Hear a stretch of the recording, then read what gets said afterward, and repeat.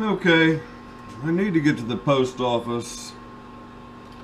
It's 10 after 3 in 10 seconds. And I really shouldn't be starting a project. But what I want to make is a tailstock tap follower that I can mount inside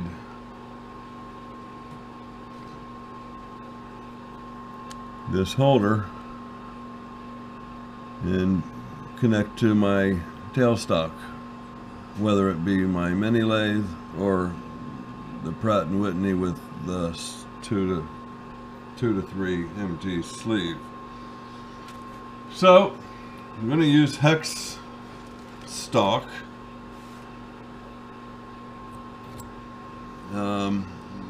It is 3/8. Is that right? 16/32 is a 1/2 inch. So let's call it 1/2 inch. It'll have some round bits on it, but it will have some hex on it also for being able to put a wrench on it. So we'll just start with our center hole. Let me bring my oil over here.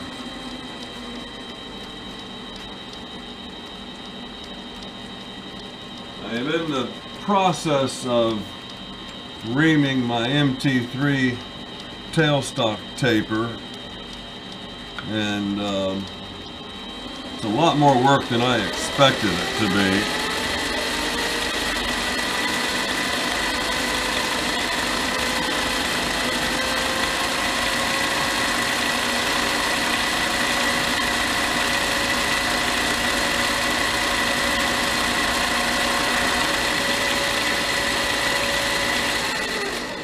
And I need to take a little break from that. I did wise up at one point and start using a breaker bar to assist in turning that wrench. It was,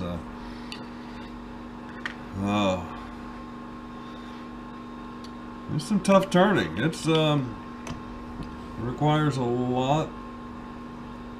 lots of pressure.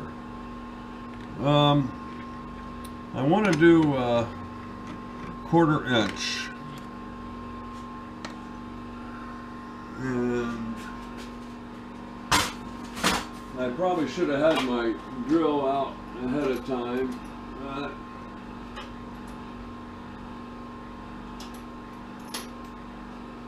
I haven't used this drill in a long time. Let's try it, see if we can knock some of the rust off of this. So I'll drill 1/4 inch, and I just don't feel like that's straight, and there's no way of knowing because it's not turning. All the teeth are engaged properly. 1/4 inch, yeah, and then I will ream it 1/4 inch, and then we will work on making our pin. And I'm hoping to use some existing material that I already have, which is hardened and ground, or you know, that whole episode. Now I have this pretty much set. Let me get my scale on the quill. So if I go all the way up there, that's going to be 0, and that's going to be my flat. So now I think I can rely on my quill for accurate measurement. How long am I going to make this part? I think .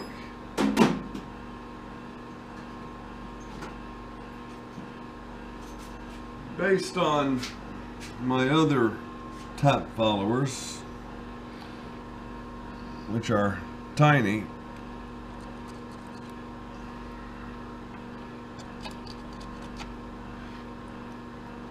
this obviously is my second attempt, much nicer. Let's go ahead and take a look at that. So we'll unscrew that and pull the spring out. And pull our pin out. And that is how I constructed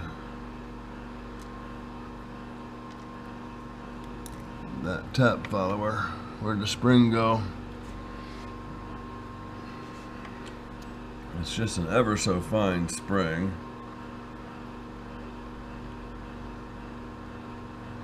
I couldn't tell you what that thread is, but that chucks up nicely, and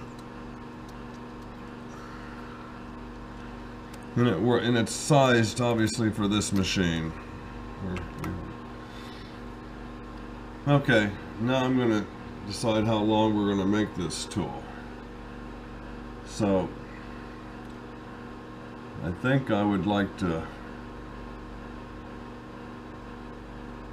be at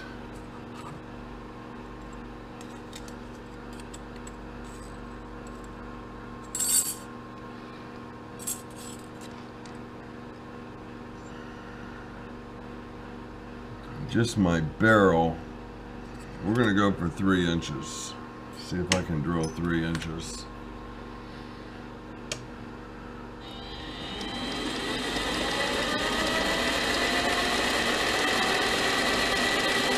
One more check to make sure that I am tightened down. My chuck is tight.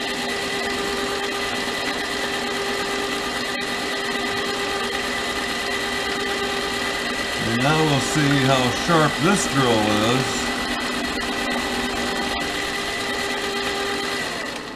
This drill has nothing on it, no edge at all.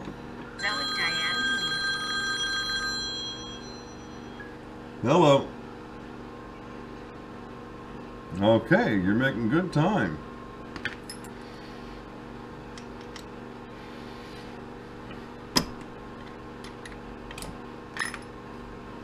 Yeah, it's nuts. It's nuts around there.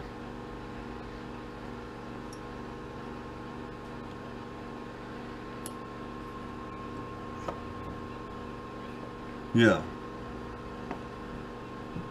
I'll stay with you, honey. Mm-hmm.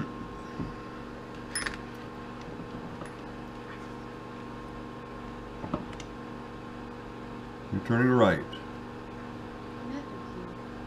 Hello. Okay. Yeah. Alright, hold on, baby. Get back, Gordy. I'll kill you dead. I don't want to kill you, but I'll be forced to. Daddy will have no scruffy little boy anymore. Huh. Kill him. You're okay with that, aren't you? So we got the tailstock locked down. Uh-huh. We got the chuck tightened up. And we got my wife on the phone, getting ready to turn right at the top of exit 7 in Bellbrook, Kettering. Yeah. And she says I am the man. You're my man. I'm her man. Oh, my man, I love him so. He'll never know. All my life is just despair. Okay, now I see. Now I'm here. Okay, bye. I love you. Bye. Okay. Now she knows where she's at. She's directionally challenged, we'll say. I told her to take 675 south, which is also the exit for Spangler Road. So she starts heading to Spangler Road. I said, honey, we haven't even mentioned Spangler Road. I-675 south. Go to exit 7, top of the ramp, turn right. You'll have to be on the phone with me, sweetheart. Oh yeah, that's much better. So we're going to do this for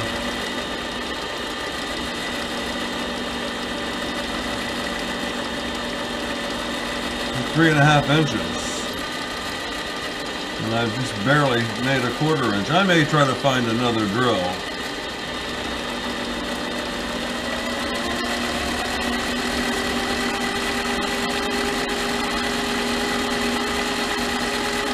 And I hate to do that because I'm more than likely, every time I change drills, I'm probably widening the hole.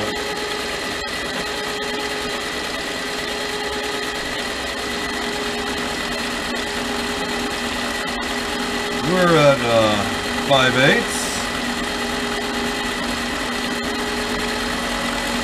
Increase the RPMs a little bit. Still seeing chips leaving. Just about dipped my chip brush into the oil. Back out and back in. So the lapping of the MT3 taper turned out to be nothing what I expected. So I thought, well, just go in there and just give it a shave and get out of there. Well, let's get in there. Okay, this is really kind of futile because the drill over drilled.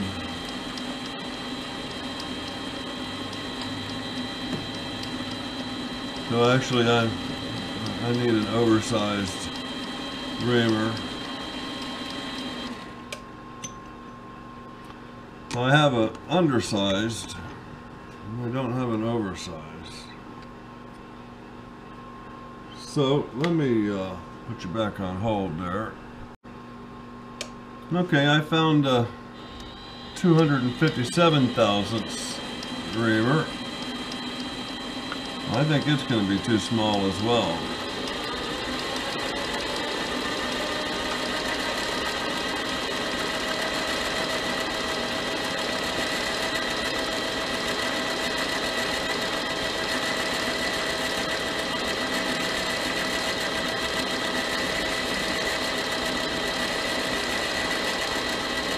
And I don't even think I wiped it with that. Okay. I'm kind of obsessed with getting this thing reamed to some pure number. Is it necessary? I'm just making a tap follower.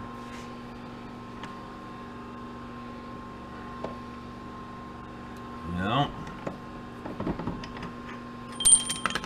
Let's see here. Let me try a piece of this material I have up here and see how it fits.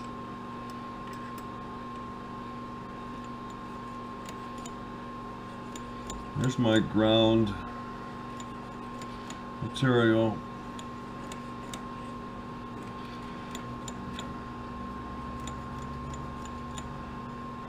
And I think we're going to go with that.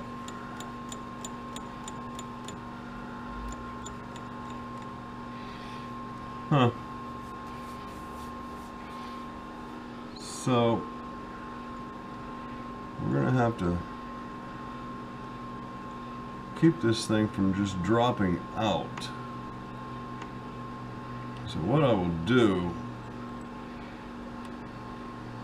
is I will machine a groove in here and put a C-clip on there, and then probably go in there with a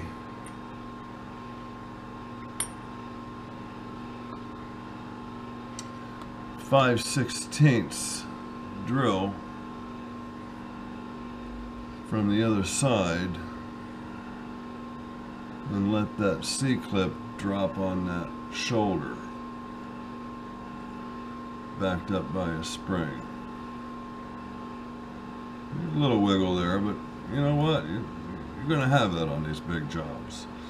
Now the trick is going to be getting a point ground on this, and I think that's where the K.O. Lee cutter grinder is going to come into play.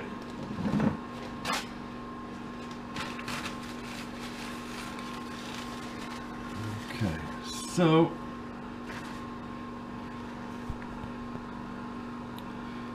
let me bring you back, I guess. How can I keep it all contained without opening the back up? So if I put the spring in there, and I put this in there,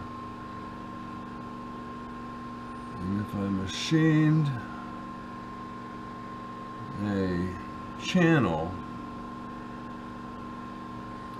in the pin to allow it to travel the set screw inside of it, dog-eared set screw, and have that channel stop the thing from coming all the way out. I think I like that idea.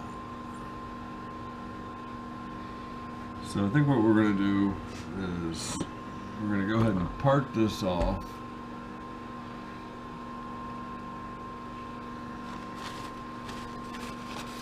Are we still recording, I wonder? Yes, we are. Okay. So we know we are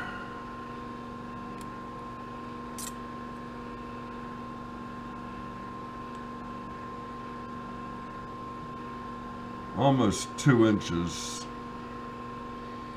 So I'm going to part this off at 2 1/4. I'm going to part it off at 2 1/2. I was going to say 2 1/4, but I can always take more off later.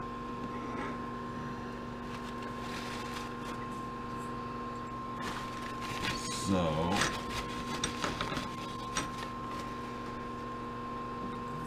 go ahead and mark this at 2 1/2.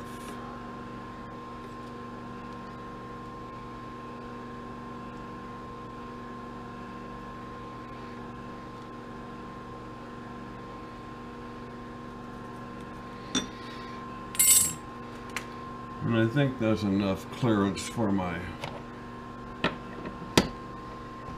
parting tool to get in there. I'm going to keep it as close to the chuck as possible.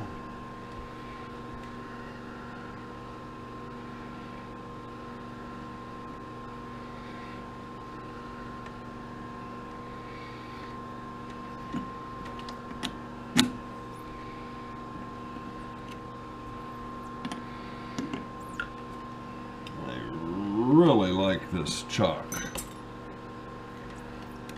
Probably not the highest grade. So we're going to be parting here an interrupted cut. It's 12L14.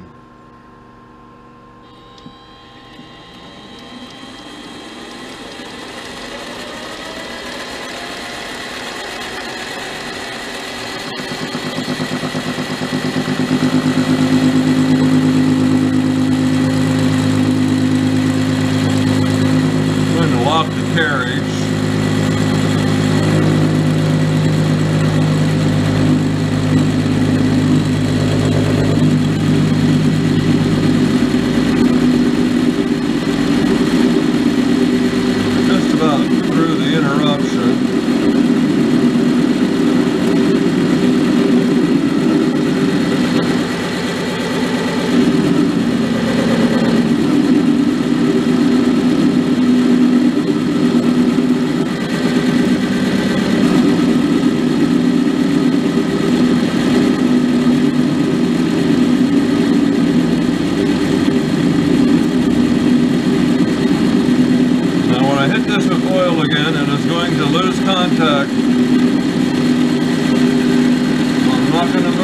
everything. I'm gonna let it pick back up. There it's back.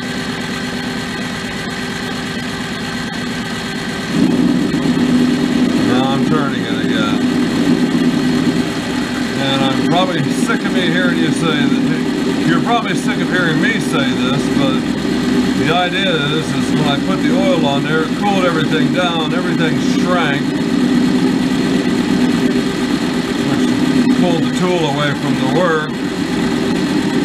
And if I just let it keep turning, everything will heat back up and grow, and the blade will engage again.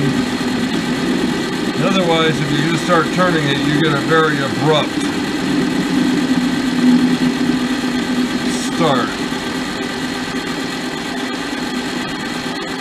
And y'all see, yeah. And that is the perfect height.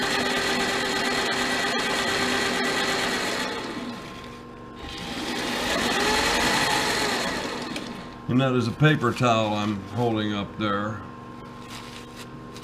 And you see the part in the nub. So we're gonna bring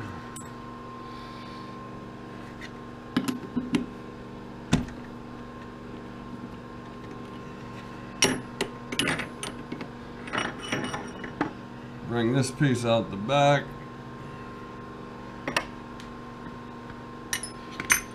I'm going to put this piece in the front.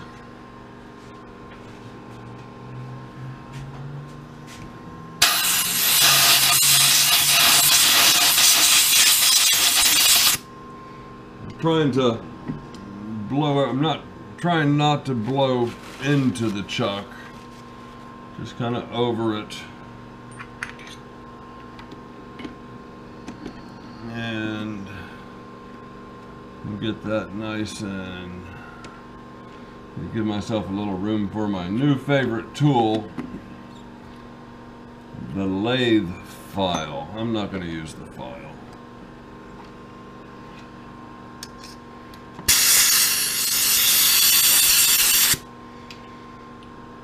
Although the lathe file is a new discovery for me and it's very cool.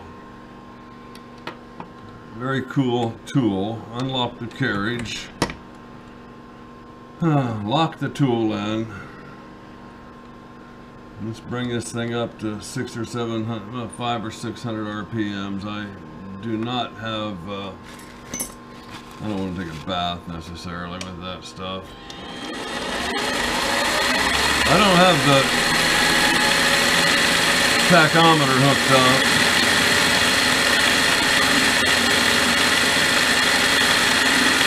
Now there's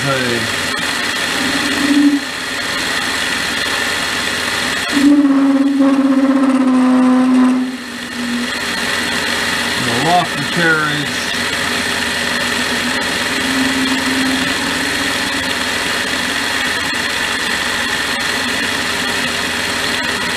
Probably a little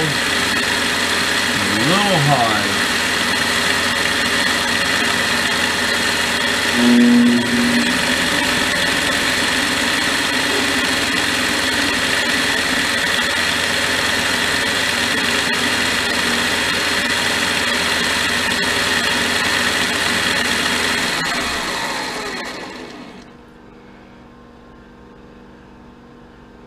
I have ever so slight little pimple there, dimple, which means the